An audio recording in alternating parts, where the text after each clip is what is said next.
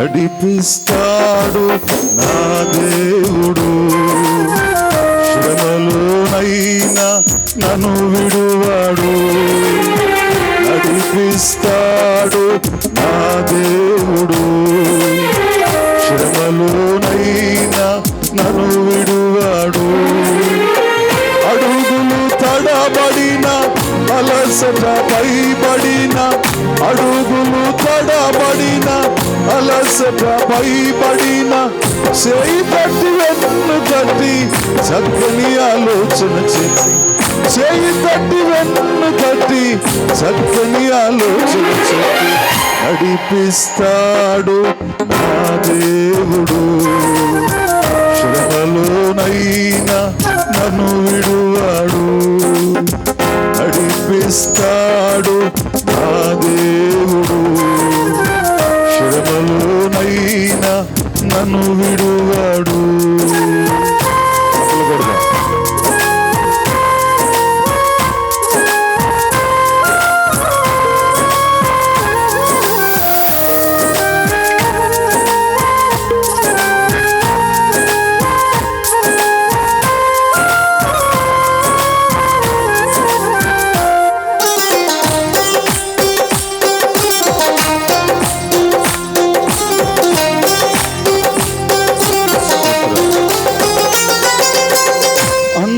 అంధకారమే దారి మూసిన,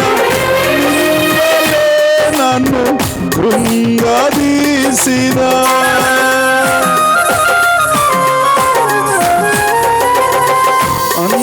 అంధకారమే దారి మూసిన, నిందలే నన్ను కృంగదీసిన, తన చిత్తం నెరవేర్చుతాడు,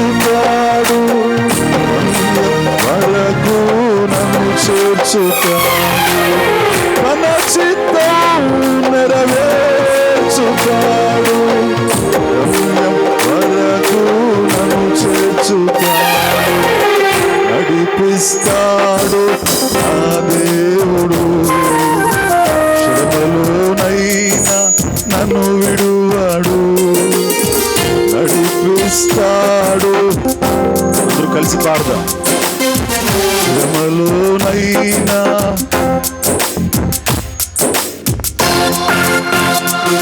సభలకు నడిపించే దేవుడున్నారు. స్వస్థ విషయాలకు ప్రభు నడిపించా.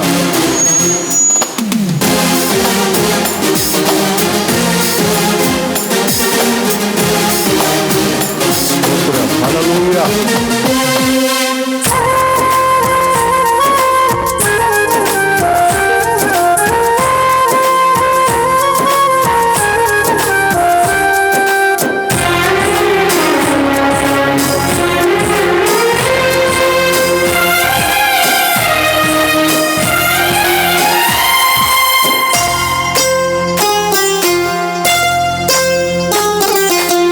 కష్టాల కొల్లిని కాల్చివేసిన, శ్లోకాలు గుండెను చీల్చివేసిన,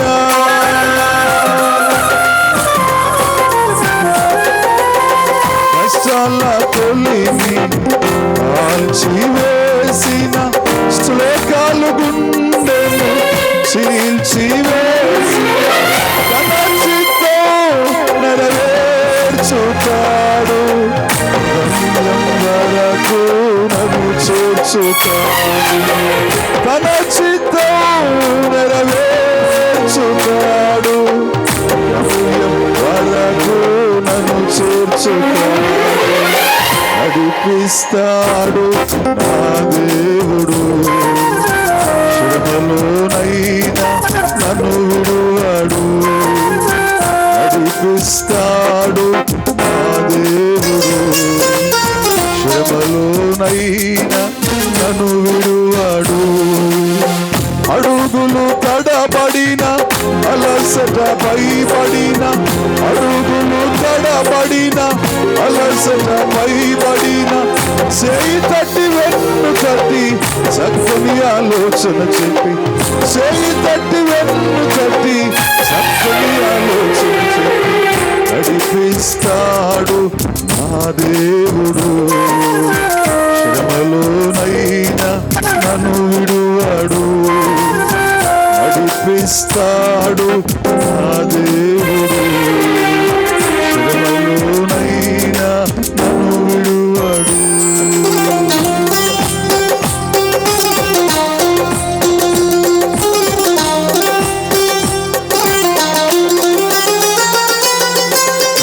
బలో క్రీస్తు మహారాజుకు, రాజుల రాజుకు, ప్రభువుల ప్రభువుకు, దేవాతి దేవునికి జై, దేవునికి స్తోత్ర. హల్లెలూయా. చప్పట్లు కొట్టి పరిశుద్ధ గ్రంథములు కలిగిన వారు మీ గ్రంథములు తెరవండి. రాజుల రెండవ గ్రంథము, రాజుల రెండవ గ్రంథము 4వ అధ్యాయము, 4వ అధ్యాయము 2వ వచనాన్ని చదువుకుందాం. ఎలీషా, నా వలన నీకేమి కావలెనో, నీ ఇంటిలో ఏమున్నదో అది నాకు తెలియ చెప్పుమనెను. అందుకామె నీ దాసురాలైన నా ఇంటిలో నూనె కుండ ఒకటి ఉన్నది, అది తప్ప మరేమియో లేదనను. ప్రభువుకు మహిమ కలుగును గాక. తలలు వంచి కళ్ళు మూసుకుందాము. ప్రార్థన. మహాపరిశుద్ధుడు అయిన దేవా, ఇదిగో మా తండ్రి, బహుదూర ప్రాంతముల నుంచి మీ బిడ్డల కొడుకు వచ్చారు. అలాగే ఇదిగో మా ప్రభువా,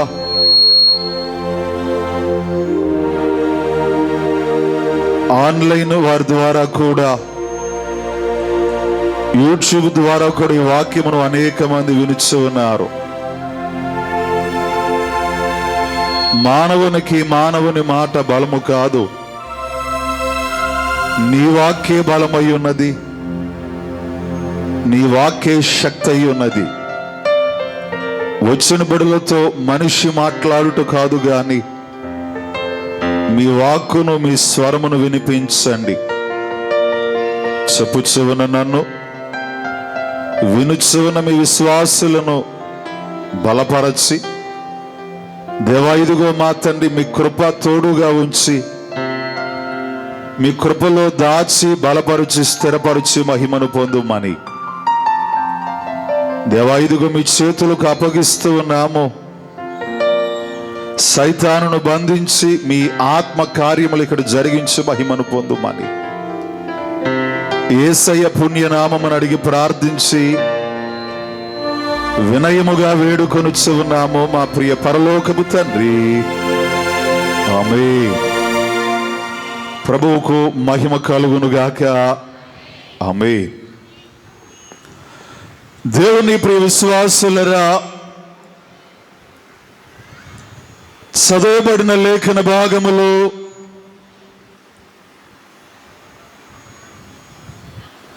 ఎలీషా గారి యొక్క శిష్యుని భార్య మాట్లాడుచున్న మాటలు మనము చూస్తూ ఉన్న వారమై ఉన్నాం.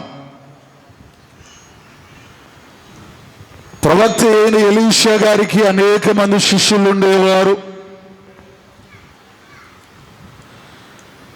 ఎలీషా గారి దగ్గర చాలా మంది శిష్యరకము చేసేవారు. అందులో ఒక శిష్యుడు, అతనికి ఒక భార్య, 2 పిల్లలు కలిగి సంతోషంగా ఉండేవారు. ఆ శిష్యుడు చేసిన పని ఏంటంటే, తన భార్య తన పిల్లలు సంతోషంగా ఉండాలి అని, తన భార్య గురించి, తన బిడ్డల గురించి వారు సంతోషముగా ఉండవలెను అని అప్పులు చేసిన వాడై ఉన్నారు. నా బిడ్డ నా భార్య, నా కుటుంబము సంతోషంగా ఉండాలి అని భర్త చేసిన పని ఏంటంటే బయటికి వెళ్ళి అప్పు చేసి సొమ్మును తీసుకుని వచ్చి తన కుటుంబాన్ని పోషించుచు కొద్ది కొద్దిగా తన అప్పు తీర్చుకునే ప్రయత్నాన్ని ఎలీషా శిష్యుడు చేస్తూ ఉన్నట్లుగా పరిశుద్ధ గ్రంథములో చూస్తూ ఉన్న వారమై ఉన్నాం. అంతయు సంతోషముగానే ఉంది. కానీ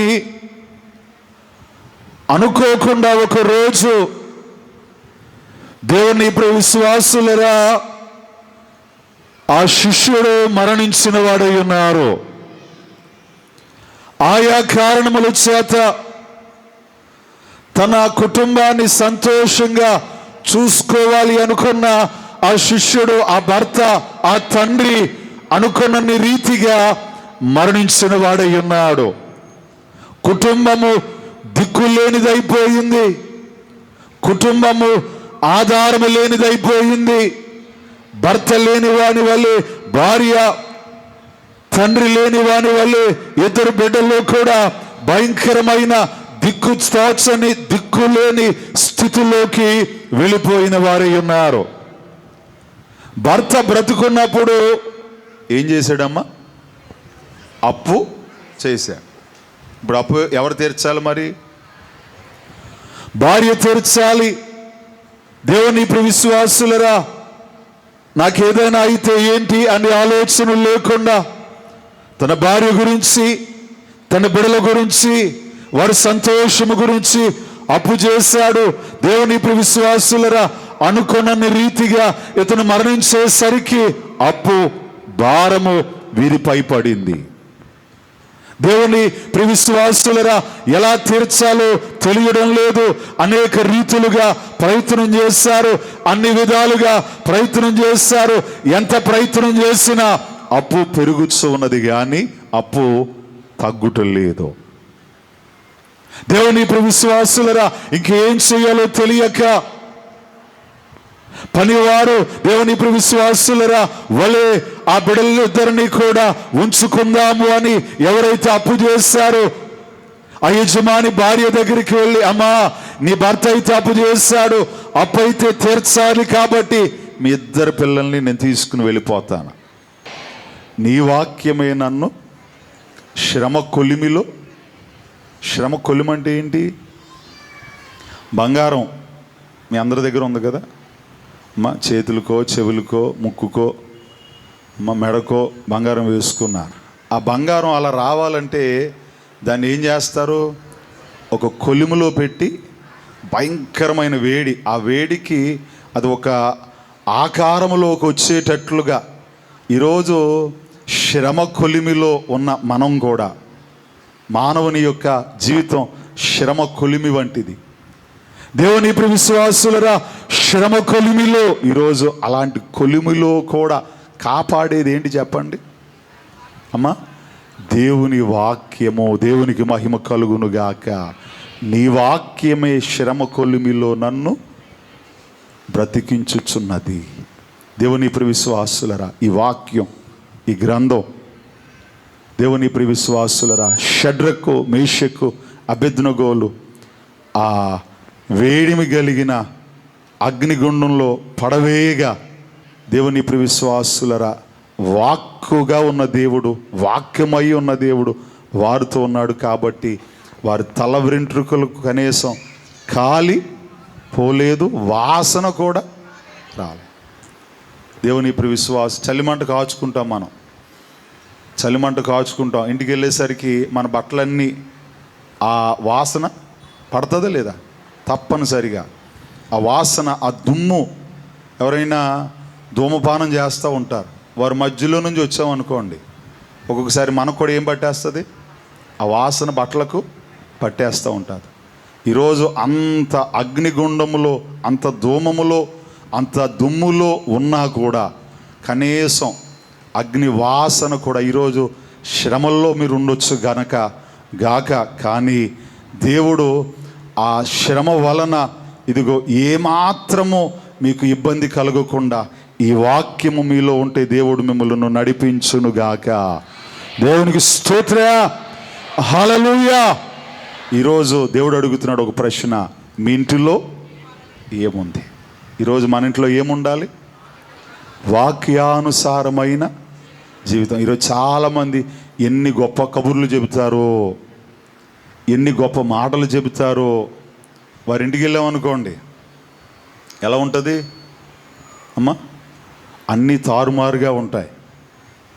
చెప్పేవన్నీ మంచి పనులే, చేసేవన్నీ అమ్మా చెడు క్రియలే. ఈరోజు సామెతలు కూడా ఉంటాయి కదా లోకంలో. దేవుని ప్రియ విశ్వాసులరా, ఈరోజు మన ఇల్లు వాక్యానుసారముగా వినేవారుగా కాదు, విని వాక్య ప్రకారంగా నడిచేవారుగా ఆ ప్రయత్నాన్ని ఎవరైతే కలిగిన వారు ఉంటారో దేవుని ప్రియ విశ్వాసులారా, దేవుడు తప్పక ఆ ఇంటిని దేవుడు దీవిస్తారు. 2 వాక్యాన్ని చదువుకుందాం. అపోస్తల కార్యములు 10వ అధ్యాయము 2వ వచనాన్ని చదువుకుందాం. అతడు తన ఇంటి వారందరితో కూడా దేవుని యందు భయభక్తులు గలవారయుండి ప్రజలకు బహుధర్మము చేయిచు ఎల్లప్పుడూ దేవునికి ప్రార్థన చేయిచు ఉండెను. ప్రభువుకు మహిమ కలుగునుగాక. ఆమేన్. దేవునికి స్తోత్ర, హల్లెలూయా. దేవుని ప్రియ విశ్వాసులరా, ఇదిగో 2వ ఇల్లు మనకు కనబడుచు ఉన్నది. మొదటిదేమో మరియ మార్తల ఇల్లు, 2 భక్తుడైన కొర్నేలు యొక్క ఇల్లు. ఆ కొర్నేలు ఇంటిలో అతని ఇంటి వారందరూ అతను కలిసి దేవుని ప్రియ విశ్వాసులరా ఏం చేస్తారంట? ప్రార్థన చేసేడి వారు. దేవునికి మహిమ కలుగునుగాక. దేవునికి స్తోత్ర, హల్లెలూయా. దేవుని ప్రియ విశ్వాసులరా, మొదటిగా వాక్యానుసారమైన జీవితం ఉండాలి. 2 ఏముండాలి చెప్పండి అమ్మా? ప్రార్థన ఇంటిలో ఉండాలి. ప్రార్థన అంటే ఏంటి అమ్మా? ఓ పాట ఉంటుంది, నేను నా ఇల్లు నా ఇంటి వారందరూ మానక స్తుతించెదము. నేను నా ఇల్లు నా ఇంటి వారందరూ ఏం చేస్తారంట? మానకుండా దేవుని సేవించేదరు. యెహోషువ అంటాడు, నేను నా ఇంటి వారందరూ, మేము అందరూ ఏం చేస్తాం? యెహోవాను సేవించేదాం. ఈరోజు చాలామంది ఒకే ఇంట్లో ఉంటారు, కానీ ఇంట్లో మాట్లాడుకోరు. అలాంటి ఇల్లు లేవంటారు. చాలా ఇల్లులు ఉంటాయి, భార్య భర్తలే కావచ్చు, దేవుని ప్రియ విశ్వాసులరా తండ్రి కుమారులు కావచ్చు, లేకపోతే అత్త కోడళ్ళు కావచ్చు, అక్క చెల్లెలు కావచ్చు, అన్నదమ్ములు కావచ్చు. ఇల్లులు ఏమైపోతాయి అంటే దేవుని ప్రియ విశ్వాసులరా ఒకరితో ఒకరు మాట్లాడుకోరు, ఒకరికొకరు మాటలు ఉండవు. ఆ ఇంట్లోనే ఉంటారు, కలిసి జీవిస్తారు, కలిసి ప్రయాణం చేస్తారు, కలిసి తింటారు, కానీ ఇంట్లో ఏముండవు? మాటలు ఉండవు. నేను ప్రార్థన అంటే ఏంటంటే మనం మనుషులతో ఎలా మాట్లాడుతున్నామో ప్రార్థన అంటే దేవునితో మాట్లాడడమే. మనుషులతో మాట్లాడినా మాట్లాడకపోయినా మనం ఎవరితో మాట్లాడాలి? ముందు ఆయనతో మాట్లాడండి. ఆయనతో మాట్లాడితే ఆయన ఏం చేస్తాడంటే మనం మాట్లాడకపోయినా అందరూ మన దగ్గరకు వచ్చి మాట్లాడేటట్లుగా చేస్తాడు. ఆయన నిషేధింపబడిన రాయి మూలరాయిని చేసేయును గాక. దేవునికి స్తోత్ర.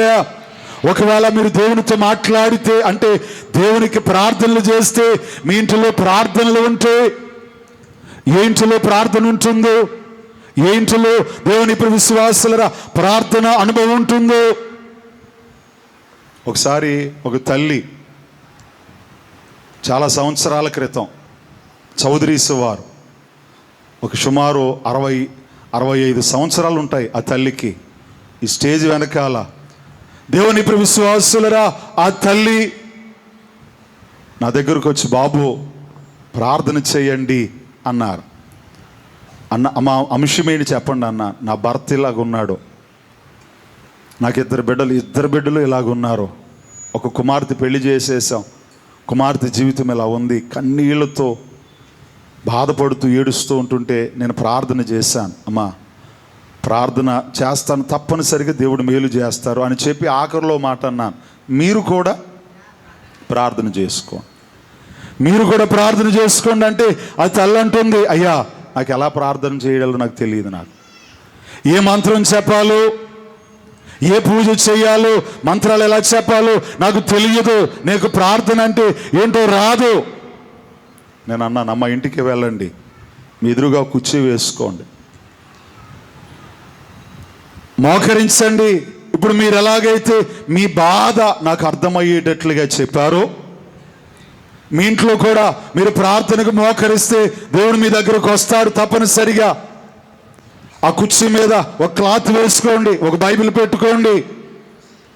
దేవుడు తప్పనిసరిగా విననేరకుండున్నట్లు నా చెవులు మందము కాలేదన్న దేవుడు మీరు చెప్పే ప్రతి బాధ ఆయన వింటాడు. నేను విన్నాను కదా, మీ బాధ నాకు అర్థమైంది కదా, అర్థమయ్యేటట్లుగా నాకు చెప్పారు కదా. అలాగే మోకరించి దేవునికి కూడా అర్థమయ్యేటట్టుగా చెప్పండి. ఒకవేళ మోకరించడానికి ఓపిక లేదా, నిలబడే చెప్పండి, లేకపోతే కూర్చునే చెప్పండి, దేవుడు వింటాడు తప్పనిసరిగా.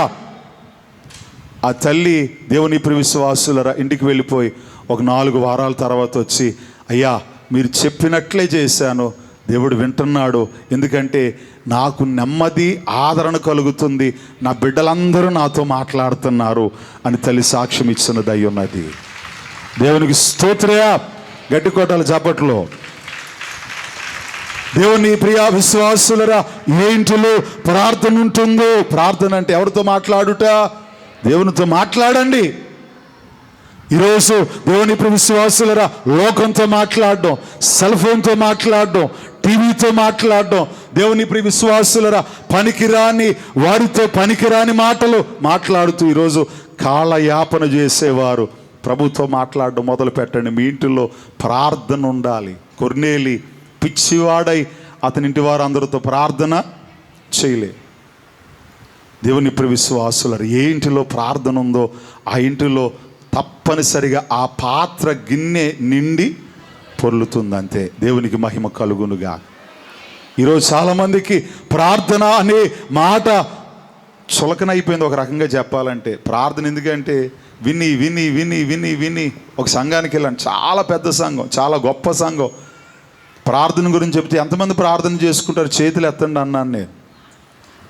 సగం చేతులు కూడా లేవలేదు. ఇక్కడ కూడా ఒకసారి ఎంతమంది ప్రార్థన నిజాయితీగా మీ ముందు ఎవరు ఉన్నారు, నేను కాదు చూసేది, ఎవరు చూస్తారు, ఎంతమంది ప్రార్థన చేసుకుంటారు చేతులు ఎత్తండి అమ్మా. నిజంగా ఎత్తాలి. దేవుడు మిమ్మల్ని దీవించునుగాక. ఇంకా ఒకవేళ లేపలేని వారు ఎవరైనా ఉన్నట్లయితే మొదలు పెట్టండి. దేవుని ప్రియ విశ్వాసులరా, ప్రార్థన చాలా గొప్పది. దేవా దేవుని మ్రొక్కరండి ఓ ప్రియులారా, దేవా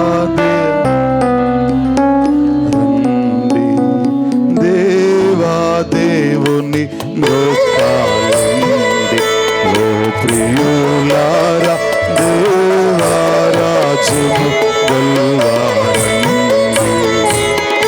లేవంగానే త్వరగా దేవుని స్మరించి, లేవంగానే త్వరగా దేవుని స్మరించి, ఇంకా మీ పనులు ఆరంభించుట మేలు. దేవా దేవుని మ్రొక్కాలండి ఓ ప్రియులారా, దేవా రాజును గొల్వారండి. మంచము దిగగానే మొదట మోకాళ్ళుని మన తండ్రి తలంచుకొనుట. మంచము దిగగానే మొదట మోకాళ్ళుని మన తండ్రి తలంచుకొనుట. మంచి పనులన్నిటిని మించిన పని అవును, మంచి పనులన్నిటిని నిలిచిన పనిలోను పంచమై నన్ను భద్ర చోట సరిపాటు దేవా దేవుని ప్రియులారా దేవా రాజును క్రీస్తు మహారాజుకు దేవునికి స్తోత్ర. హల్లెలూయా. మంచము దిగగానే ఏం చేయాలంట అమ్మా? కొంచెమైనా బద్దకించుట. మనం పొద్దున్న లేవగానే ఏం చేస్తాం అమ్మా? సెల్ ఫోన్ తీస్తాం. పొద్దున్న లేవగానే ఏం చేస్తాం? కొంతమంది ఏమో పేపర్ తీస్తారు. పేపర్ లేకపోతే అసలు మనశ్శాంతి ఉండదండి. మొత్తం ఊర్లో ఉన్న గొడవలంతా మాకే కావాలి. ఇందుకు పేపర్లో ఏముంటాయి? ఊర్లో ఉన్న గొడవలన్నీ అందులో ఉంటాయి. రాష్ట్రీయ, అంతర్జాతీయ, దేవుని ఇప్పుడు విశ్వాసులు, స్పోర్ట్స్ ఉంటుంది, సినిమా ఉంటుంది. ఇప్పుడు అవన్నీ చూడకపోతే ఆ గొడవలన్నీ ఎవరికి కావాలి? మరి మన ఇంట్లో ఉన్న గొడవ ఈరోజు దేవుని ఇప్పుడు విశ్వాసులరా మంచము దిగగానే ప్రార్థన అనేది ఒక అలవాటై, తినేటకు ముందు అలవాటు, పండుకునేటకు ముందు అలవాటు, ప్రయాణమై వెళ్ళే ముందు ఒక ప్రార్థన అనే అలవాటు. ప్రార్థన, మీ ఇంట్లో ప్రార్థన ఏ ఇంటిలో ప్రార్థన ఉంటుందో ఆ ఇంటిలో తప్పనిసరిగా గిన్నె నిండి దేవుడు పొర్లింప చేయదగిన వాడై ఉన్నాడు ఆయన. దేవునికి స్తోత్ర. హల్లెలూయా. ఈరోజు ప్రార్థన తప్పనిసరిగా దేవుని ప్రియ విశ్వాసులరా, ప్రార్థన అనే ఒక గొప్ప అనుభవం మీ ఇంట్లో ఉండాలి. మొదటిగా వాక్యానుసారమైన జీవితం ఉండాలి. 2 ప్రార్థన. దేవుని ప్రియ విశ్వాసులరా, మంచం దిగగానే ప్రార్థన. మంచం ఎప్పుడు దిగాలి అమ్మా? ఒకప్పటికి ఇప్పటికి చాలా టైం టేబుల్ మారిపోయింది. ఒకప్పుడు తెల్లవారుజాము అంటే ఎప్పుడండి అమ్మా? 4. ఇప్పుడు తెల్లవారుజాము అంటే 7 అయిపోయింది, 8 అయిపోయింది.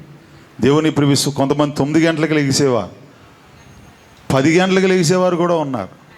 దేవుని ప్రియ విశ్వాసులరా, నేను అంటే చాలామంది డాక్టర్లతో మాట్లాడా. నేను పోస్ట్ గ్రాడ్యుయేషన్ చేసి మాస్టర్స్ చదువుకున్నా.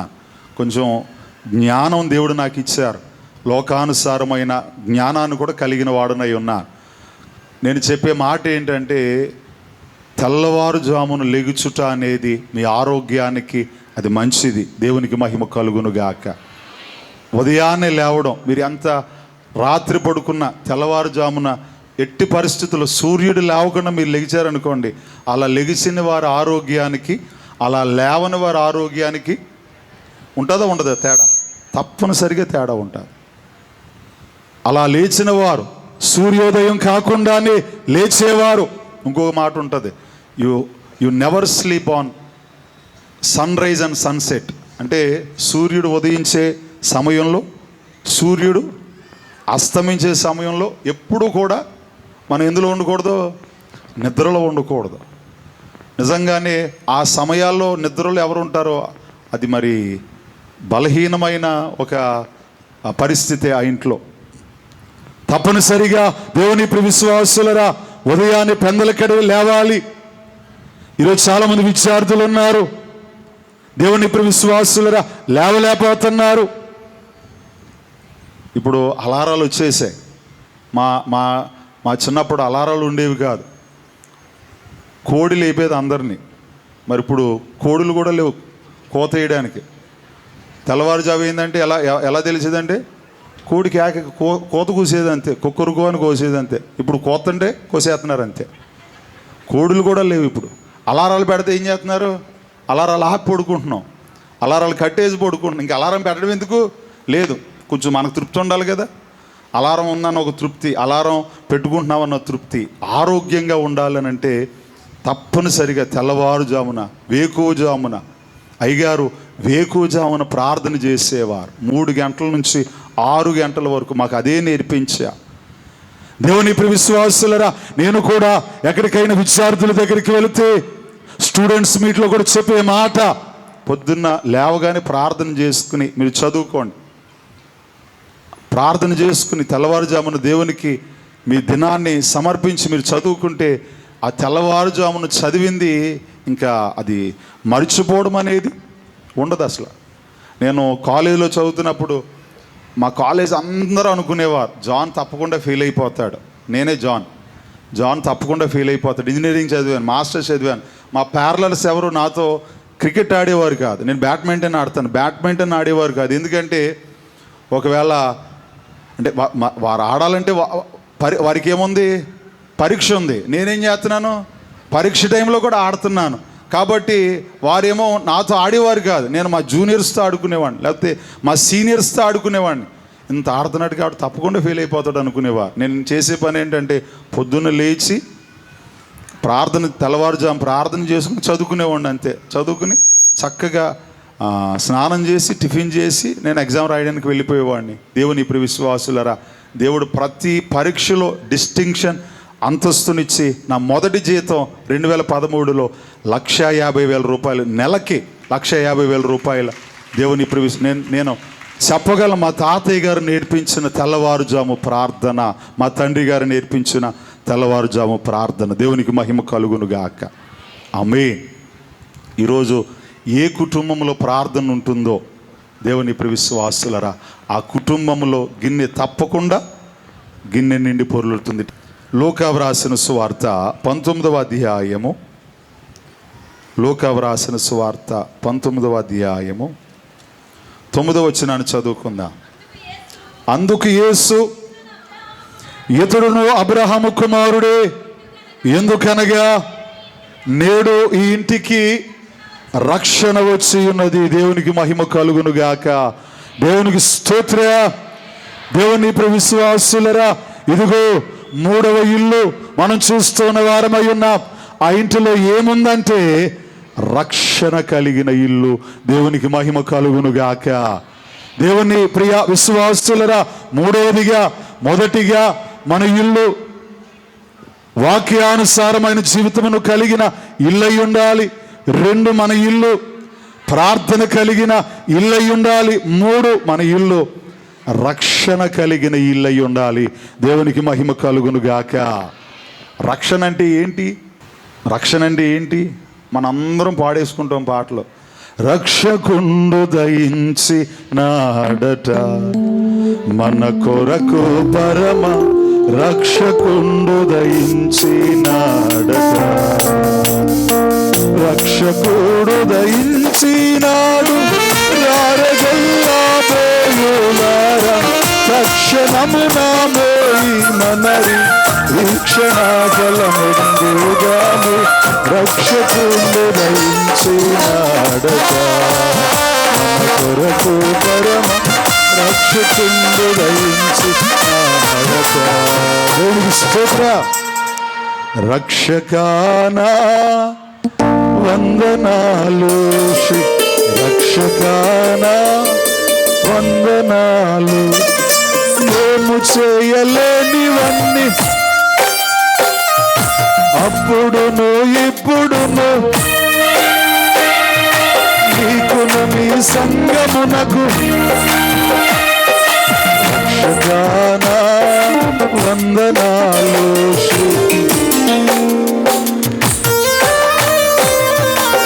దేవునికి స్తోత్ర.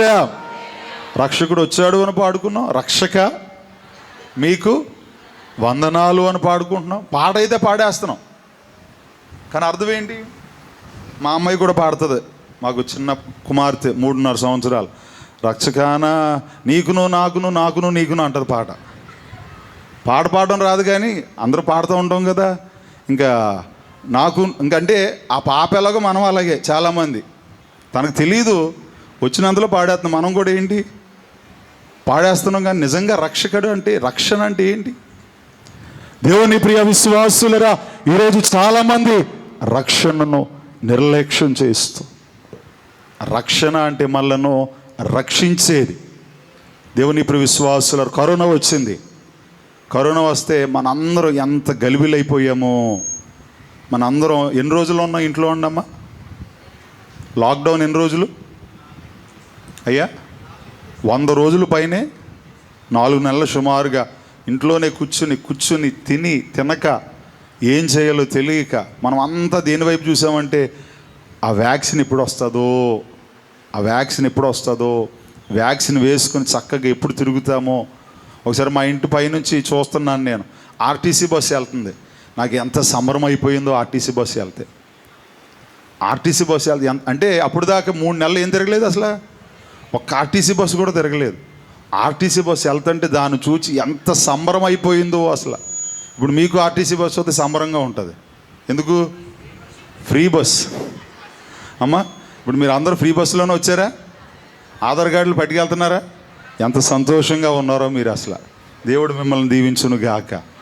ఆమేన్. అమ్మ, ఫ్రీ బస్సు ఉన్నప్పుడన్నా దేవుని దగ్గరికి ఫ్రీగా వెళ్ళండి, సంతోషంగా, స్పీడ్గా వెళ్ళండి, సంతోషంగా వెళ్ళండి. దేవుడు మిమ్మల్ని దీవించును గాక.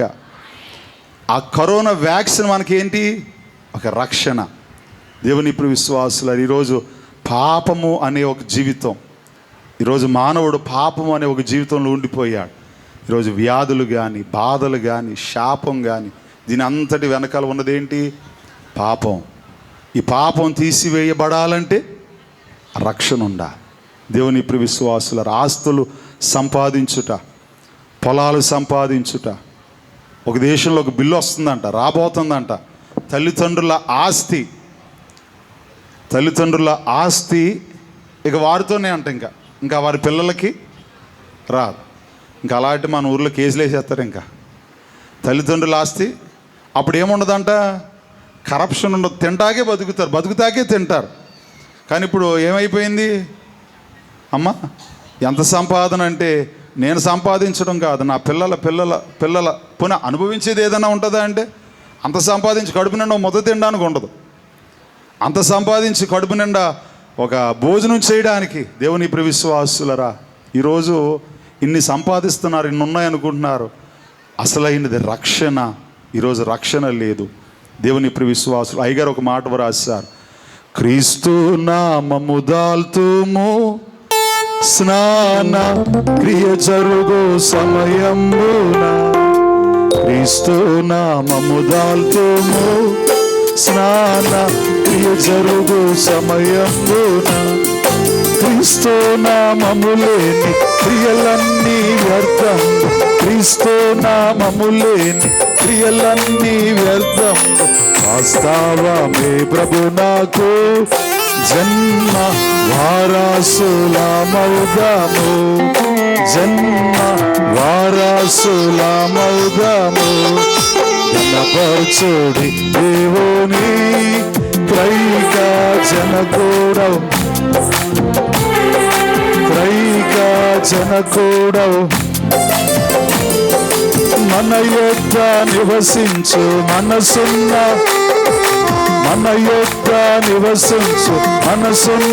తండ్రిని మనసున్న కనపరచుడి. బాహ్య మునగోడ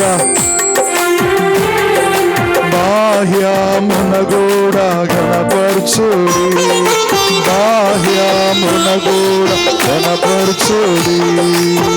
దేవుని స్తోత్రం. రక్షణ పొందుకోండి, రక్షణలు పొందండి. రక్షణ జీవితమును కలిగిన వారై ఉండండి. రక్షణ పొందలేని వారు బాప్తిస్మములు పొందండి. బాప్తిసం పొందిన వారు రక్షణ మార్గములో, రక్షణ పదములో పయనించుటట్లుగా. దేవుని ఇప్పుడు విశ్వాసులరా, ఈరోజు రక్షణ పొందుకొని రక్షణ మార్గంలో లేకపోతే పొందిన రక్షణకు ఉపయోగం లేదు. దేవుని ఇప్పుడు విశ్వాసులరా, ఈరోజు ఏలియా ప్రవక్త అయిన ఎలీషా ఒక ప్రశ్న అడుగుతున్నాడు, అమ్మా నీ ఇంటిలో ఏముంది? ఇదిగో అదే ప్రశ్న దేవుడు మీకు వేస్తున్నాడు. మీ ఇంటిలో ఏముంది? ఏముండాలో వాక్య గ్రంథము ద్వారా నేను కొన్ని చూపించాను. మొదటిగా ఏముండాలండి అమ్మ? వాక్యానుసారమైన జీవితం ఉండాలి. 2 ప్రార్థన ఉండాలి. 3 రక్షణ ఉండాలి. 4 క్షమాపణ ప్రేమాగుణం ఉండాలి. ఏముండాలి? ఇంట్లో క్షమాపణ ఉండాలి. 2 ప్రేమించాలి. మన ఇంట్లో ఉన్నవారిని, లేకపోతే మనతో ఉన్నవారిని మనం ఏం చేయాలి? మొదటిగా క్షమించాలి. 2 మాట్లాడతలేదు. క్షమించమంటే క్షమిస్తాం, కానీ ఓ ముద్ద పెట్టడం అంటే మా వల్ల కాదండి. క్షమించేస్తాం, ఈసారికి వదిలేస్తాం. కానీ ప్రేమించడం అంటే నిజమైన క్షమాపణ అంటే దాని అర్థం ఏంటంటే ప్రేమించడమే.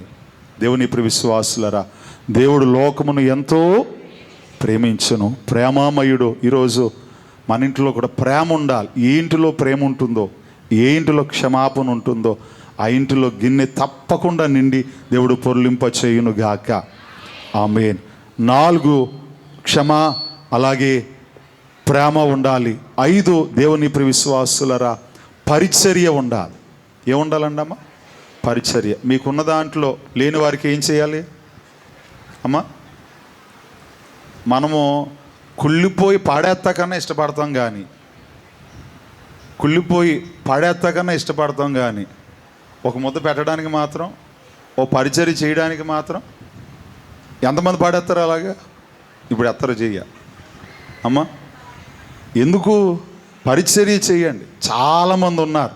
నేను అప్పుడప్పుడు ఒక్కొక్కసారి అంటే చెప్పకూడదు కానీ, మనం చేసింది ఎవరికి చెప్పుకోకూడదు కాబట్టి కొంచెం సందర్భం వచ్చింది కాబట్టి చెప్తున్నాను. అప్పుడప్పుడు బిర్యానీ రైస్ వండి దాన్ని ప్యాక్ చేసి లేని వారికి ఇవ్వడానికి వెళ్తూ ఉంటాం. కారు నిండా నింపేసి వెళ్తూ ఉంటాం. కారు నిండా నింపి వెళ్తూ ఉంటాం. ఒకప్పుడు చాలామంది కనబడేవారు. చాలామంది అంటే ఒక 300 బిర్యానీస్ తయారు చేయించాం అనుకోండి, 300 ఇచ్చేయగా ఇంకొక 100 మనకు అవసరం పడేవి. ఇంకో 100 ఉంటే బాగుండు, ఇంకా 100 మందికి పంచిపెట్టచ్చు కదా అనిపించేది. కానీ ఇప్పుడు తిరుగుతూ ఉంటుంటే అసలు ఎక్కడా కనబడట్లేదు అసలు. ఒకసారి నేను అత్తిల్లో ఉంటాను. నేను అత్తిల నుంచి బయలుదేరాను. అత్తిలంతా తిరిగాను. కొన్ని ఏరియాలకు వెళ్ళాం, కొంత ఇచ్చాం. దేవుని ప్రియ విశ్వాసులు పెప్పర్ వెళ్ళాం. పెప్పర్లో కొంతమంది బస్ స్టాండ్ దగ్గర కొంతమంది కనబడ్డారు. అక్కడ నుంచి పెంటపాడు వచ్చాం, గూడెం రైల్వే స్టేషన్ దగ్గర మొత్తం తిరిగాం. నాకు చాలామంది కనబడలేదు. చాలామంది అడిగాను, ఎవరైనా ఉంటారా? దేవుని ప్రియ విశ్వాసులు నాతో పాటు ఉన్నవారు అంటున్నారు, అయ్యయ్యో మిగిలిపోయినాయి అంటున్నారు. కానీ నేను చాలా సంతోషపడ్డాను. నేను ఎందుకు సంతోషం అంటే, ఈరోజు మనం పెడతాం, రేపు ఎల్లుండి పెడతాం, ఆ తర్వాత దేవుని ప్రియ విశ్వాసులారా, దేవుడు ఏం చేశాడంటే ఆహారం లేని వారిని దేవుడు ఇప్పుడు ఆహారం అందేటట్లుగా చేస్తున్నాడు ఆయన. దేవునికి మహిమ కలుగును గాక. ఆమె అంటే చాలా తగ్గారా లేదా? ఒకప్పుడు మీద ఇప్పుడు దేవుడు తిండికి, గూడుకు, గుడ్డకు ఈ అవసరాలు దేవుడు తీరుస్తున్నాడు. ఏదో ఒక ద్వారాన, ఏదో ఒక మార్గాన. ఇంకా అనాథాశ్రమాలు, అనాథ శరణాలయాలు కొన్ని మీరు చేయగలిగిన పరిచర్య మీరు చేయండి. మీరు చేయగలిగిన దానం మీరు చేయండి. ఇంకొకటి, శక్తికి మించి చేయాల్సిన అవసరం లేదు. కొంతమంది శక్తికి మించి చేద్దాం అనుకుంటారు, తర్వాత నీకెవరో ఒకటి పెట్టాలి. అమ్మ, శక్తికి మించింది కాదు, మీరు చేయగలిగినంత తప్పనిసరిగా ప్రతి ఇంటిలో పరిచర్య ఉండాలి. దేవుని ప్రియ విశ్వాసులరా, అలాగే 6 దేవుని ప్రియ విశ్వాసులరా, 6 ఇంటిలో విశ్వాసం ఉండాలి. ఏముండాలి చెప్పండి అమ్మ? విశ్వాసము అనే నమ్మిక అనేది ఉండాలి. దేవుడు అన్నారు, నమ్ముట మీ వలనైతే నమ్మువారికి సమస్తము నమ్మిక అనేది మీలో ఉండాలి. 6 మీ ఇంట్లో దేవుని ఎడల విశ్వాసం ఉండాలి. ఆయన ఎవరు చెప్పండి? ఆయన ఎవరు? మిమ్మల్ని స్వస్థపరచదగిన దేవుడు ఆయన. మీకు ఎక్కడి నుంచి వస్తుంది స్వస్థత? ఆయనే ఇవ్వాలి. నాకు ఎక్కడి నుంచి వస్తుంది స్వస్థత? అమెరికాలో ఉన్న వారికి ఎక్కడి నుంచి వస్తుంది స్వస్థత? ఆయనే ఇవ్వాలి. ఆయనే నమ్మదగిన వాడు ఆయన. దేవునికి స్తోత్రం, హల్లెలూయా. ఆయన యందు విశ్వాసం ఉంచండి. 6, 7 ప్రతి ఇంటిలో కూడా స్తుతి ఉండాలి. ఏముండాలండి అమ్మ? స్తుతి అనే అంతస్తు. దేవుని ప్రియ విశ్వాసులరా, సంతోషభరిత, స్తోత్రభరిత, ఆనందభరిత అంతస్తు ప్రతి ఇంటిలో. ఏ ఇళ్ళైతే 7 కలిగినవై ఉంటాయో దేవుడు తప్పనిసరిగా ఆ ఇల్లును, ఆ ఇంటిలో ఉన్న ప్రతి పాత్ర గిన్నె నిండి పొర్లునట్లుగా దేవుడు చేసి దీవించువాడై ఉన్నాడు. అటు ధన్యత దేవుడు ఇక్కడ వాక్యమును విన్న మనలకు మెండుగా దయచేయునుగాక. మహాపరిశుద్ధుడు అయిన దేవా, మీ ఘనమైన పాదముకు వందనాలు, వేవేల స్తుతులు, స్తోత్రములు చెల్లించుకుంటూ ఉన్నా. దేవా, ఇదిగో మా తండ్రి, మీరు వినిపించిన వాక్యమును బట్టి మీకు వేవేల వందన స్తుతులు, స్తోత్రాలు. ఇదిగో మా ప్రభువా, మా తండ్రి ఎలీషా ఒక ప్రశ్న అడుగుతూ ఉన్నాడు, అమ్మా మీ ఇంటిలో ఏముంది? నిజమే, ఈరోజు మీరు కూడా అదే ప్రశ్న మాకు వేస్తూ ఉన్నారు. మీ ఇంటిలో ఏముంది? మా ఇంటిలో ఉన్న వాటిని చూసి దేవా కార్యము చేయువాడవు, ఏమి ఉండాలో వాక్యమును బట్టి దేవా ఇదిగో మేము చూసాము దేవా, అవి మాలో ఉండునట్లుగా, దేవా వాక్యానుసారమైన జీవితము మా ఇంటిలో ఉండునట్లుగా, దేవా ఇదిగో రక్షణ మా ఇంటిలో ఉండునట్లుగా, ప్రార్థన మా ఇంటిలో ఉండునట్లుగా, క్షమాపణ ప్రేమ మా ఇంటిలో ఉండునట్లుగా, పరిచర్య మా ఇంటిలో ఉండునట్లుగా, దేవా ఇదిగో మా తండ్రి మా ఇంటిలో విశ్వాసం ఉండునట్లుగా, స్తుతి ఉండునట్లుగా ఈ అంతస్తులు మా ఇంటిలో ఉంచి మా ఇంటిని కూడా, మా ఇంట్లో ఉన్న ప్రతి పాత్రలను కూడా నిండి పొర్లున్నట్లు దేవా మీ సహాయమును అనుగ్రహించి మహిమను, ఘనతను, కీర్తి, ప్రభావములను పొందుమని ప్రియ రక్షకుడైన యేసయ్య పుణ్య నామమున ప్రార్థించి వినయముగా వేడుకొనుచు ఉన్నాము మా ప్రియ పరలోకపు తండ్రి. ఆమేన్. మరణాత.